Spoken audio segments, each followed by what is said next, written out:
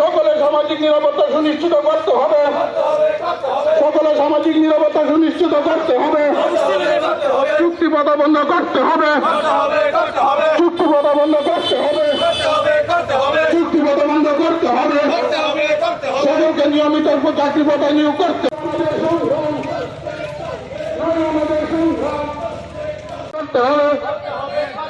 অবিলম্বে সকলকে সামাজিক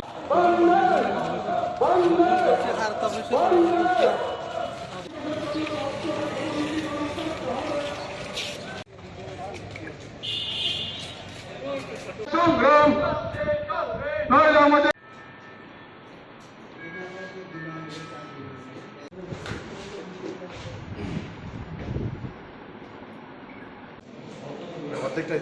দাবি নিয়ে আমাদের আজকে এই ডেপুটেশন বিএমএস এর পক্ষ থেকে হয়েছিল।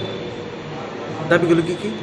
দাবিগুলি আমাদের ছিল মূলত মজুরি পরিবর্তন, জীবিকা মজুরি পরিবর্তন করা, সোশ্যাল সিকিউরিটি দেওয়া প্রদান করা, আর তারপর আপনাদের চুক্তিবদ্ধ বন্ধ করা, আর্থিক বিকাশ যোজনা রাষ্ট্রীয় সম্মানিত চালু করা। এই চারগুলো দাবি নিয়ে আমাদের আজকে ডেপুটেশন আমরা সম্মিলিত হয়েছি।